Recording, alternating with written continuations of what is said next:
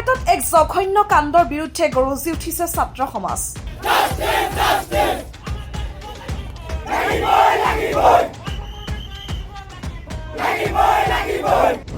বৰপেটাৰ মন্দিয়াত শ শ ছাত্ৰ ছাত্ৰীৰ উত্তাল প্ৰতিবাদ। কণমানি ছাত্ৰীৰ ধৰ্ষণ আৰু হত্যাৰ ন্যায় বিচাৰি ৰাজপথলৈ ওলাই আহিল শ শ শিক্ষাৰ্থী।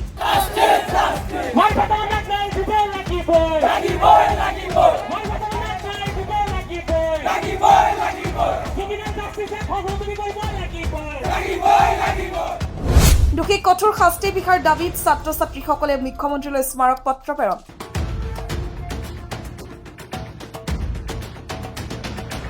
উই ৱান্ট জাষ্টিছ, কণমানি ছাত্ৰীক ন্যায় প্ৰদান কৰক আদি বিভিন্ন শ্লোগানেৰে উত্তাল হৈ পৰিল বৰপেটাৰ বাগবৰ।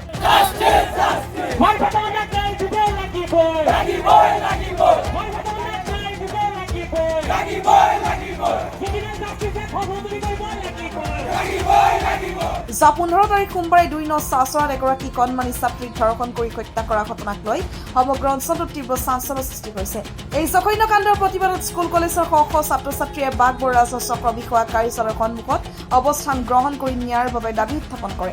প্ৰতিবাদী সমদল ওলাইছিলো বৃহত্তৰ মন্দিয়া যুৱ সমাজ আৰু ছাত্ৰ সমাজৰ উদ্যোগত যোৱা 15 তাৰিখত চেচৰা 2 নং চেচৰা গাঁৱত যিটো অমানৱীয় দৰ্শন আৰু হত্যাকাণ্ড হৈছে তাৰ বিৰোধিতা কৰি অপৰাধীয়ে যাতে উচিত শাস্তি পায়, কঠোৰৰ পৰা কঠোৰতম শাস্তি পায়, তাৰ সেই মৰ্মে আমি এটা ছাত্ৰ সমাজ আৰু যুৱ সমাজ মিলি এটা প্ৰতিবাদী সমদল ওলাইছিলোঁ। এই প্ৰতিবাদী সমদলটোৱে আজি আমাৰ বাগবৰ ৰাজহ চক্ৰ বিষয়াৰ কাৰ্যালয়ত অসমৰ মুখ্যমন্ত্ৰী মাননীয় হিমন্ত বিশ্ব শৰ্মা ডাঙৰীয়ালৈ এখন স্মাৰক পত্ৰ প্ৰেৰণ কৰোঁ আৰু এই স্মাৰক পত্ৰৰ জৰিয়তে আমি মাননীয় মুখ্যমন্ত্ৰীক অনুৰোধ জনাওঁ যে আমাৰ সমাজত এনেকুৱা কাণ্ড আগতেও বহুত হৈছে আৰু বৰ্তমানো আমাৰ গাঁৱত বা অঞ্চলতে হৈছে। এই ঘটনাটোক উচিত তদন্ত কৰি অপৰাধীক অতি সোনকালে শাস্তি দিবলৈ অনুৰোধ জনাইছোঁ আৰু যাতে দ্বিতীয়বাৰত আমাৰ অঞ্চলত আমাৰ গাঁৱত এনেকুৱা পৰিস্থিতি গঢ়ি উঠিব নোৱাৰে তাৰ বাবে আমি প্ৰশাসনক অনুৰোধ জনাইছোঁ আৰু মাননীয় মুখ্যমন্ত্ৰী ডক্টৰ হিমন্ত বিশ্ব শৰ্মালৈ অনুৰোধ জনাইছোঁ যে ছোৱালীজনীও মাইনৰ আছিল, তেওঁলোকৰ পৰিয়ালৰ কথা ভাবি তেওঁলোকৰ পৰিয়ালৰ ন্যায়ৰ দাবী জনাই আমি আপোনালৈ এটা স্মাৰক পত্ৰ দাখিল কৰিছোঁ। অনুগ্ৰহ কৰি স্মাৰক পত্ৰটো গ্ৰহণ কৰি আৰু অপৰাধীক অতি সোনকালে শাস্তি দিয়ে যেন। উল্লেখ্য যে এই জঘন্য কাণ্ডৰ সৈতে জড়িত 3গৰাকী কিশোৰক বৰপেটা আৰক্ষীয়ে ইতিমধ্যে গ্ৰেপ্তাৰ কৰিছে। যিহেতু অভিযুক্ত কেইগৰাকী কিশোৰ, সেয়েহে প্ৰতিবাদকাৰী জুভেনাইল জাষ্টিছ 2025 এক্ট নতুনকৈ সংশোধন কৰি হ'লেও ভুক্তভোগী পৰিয়ালটোক ন্যায় দিয়াৰ দাবী জনাইছে। এই দাবীৰে বাগবৰ ৰাজহ চক্ৰৰ চক্ৰ বিষয়া তন্ময় ঘোষৰ জৰিয়তে ৰাজ্যৰ মুখ্যমন্ত্ৰীলৈ এখন স্মাৰক পত্ৰ প্ৰেৰণ কৰে প্ৰতিবাদকাৰী ছাত্ৰ ছাত্ৰীসকলে। যোৱা 15 জুন তাৰিখে 2 নং চাচৰাত যি মাৰিফা তামান্না নামৰ ছোৱালী 10 বছৰীয়া ছোৱালী এজনক আচলতে নৰপিশাসকলে 3জন নৰপিশাসকলে ৰেপ কৰি মাৰ্ডাৰ কৰিছে। তাৰে ন্যায় বিচাৰি আজি ৰাজহ চক্ৰ বিষয়াৰ জৰিয়তে মুখ্যমন্ত্ৰীলৈ স্মাৰক পত্ৰ প্ৰেৰণ কৰা হয়।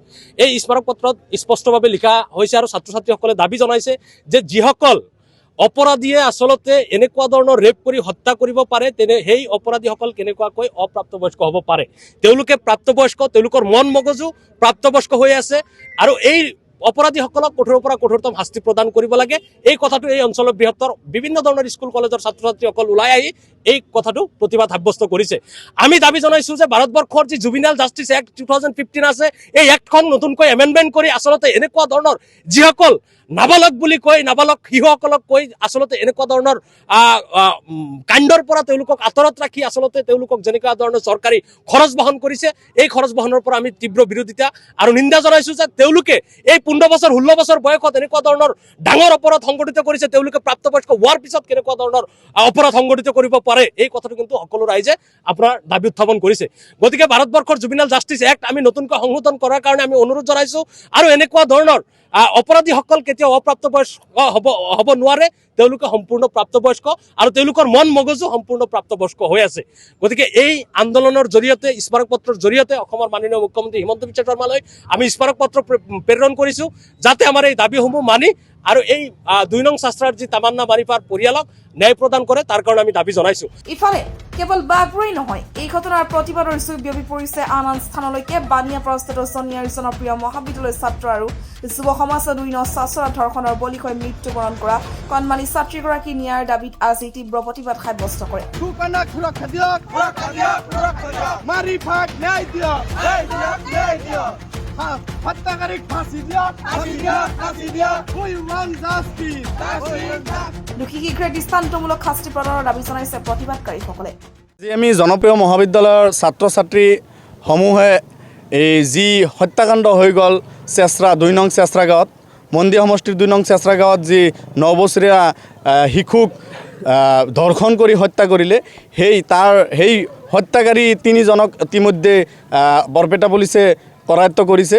তেওঁলোকক কঠোৰ যি দাবী জনাইছোঁ, আমি কঠোৰ শাস্তিৰ দাবী জনাইছোঁ। যেনেকুৱা শাস্তি দিলে আমাৰ এই সমাজে যে আকৌ জানে যে এই ধৰণৰ নিঃসংগ কাম কৰিব নোৱাৰে, তাৰ বাবে এটা সকিয়নি পায়। আমি সমূহ ছাত্ৰ ছাত্ৰীয়ে সেই ছোৱালীজনৰ পক্ষ হৈ তেওঁৰ পৰিয়ালৰ পক্ষপাতিত্ব হৈ তেওঁৰ বাবে আজি ন্যায় বিচাৰিছোঁ। আমাক ন্যায় লাগে, মাৰিফাৰ ন্যায় লাগে। আমি সেই হত্যাকাৰী 3 জন যদিও কম বয়সীয়াল, তথাপিও যাতে তেওঁলোকে এই কম বয়সৰ কাৰণে নিস্তাৰ নাপায়, তেওঁলোকক অতি শীঘ্ৰেই বিহিত ব্যৱস্থা ল'বলৈ আমি পুলিচ প্ৰশাসনলৈ আহ্বান জনাইছোঁ, তথা তেওঁৰ ফাঁচি দাবী জনাইছোঁ। আমি তেওঁক যাতে গুলীয়াই হত্যা কৰি দিয়ে, তেওঁক এনকাউণ্টাৰ কৰক, নাইবা ফাঁচি দি দিয়ক। আমি এইটো বিচাৰিছোঁ যাতে এনেকুৱা নিঃসংগ কাম, জঘন্য কাম আমাৰ অঞ্চলত, আমাৰ এই মাইনৰিটি এলেকাত তেনেকৈ হ'ব নোৱাৰে। মাইনৰিটি এলেকা বুলিয়ে নহয়, গোটেই অসম ভাৰতবৰ্ষত এনেকুৱা কাম নহয়। এইটো এটা জঘন্য কাম হৈছে। এনেকুৱা কামত আমি ৰাইজ একদম নিলজ্জ হৈ গৈছোঁ। আমি নিলজ্জ বোধ কৰিছোঁ যে এনেকুৱা ঘটনা আমাৰ অঞ্চলত এনেধৰণে হ'ব পাৰে।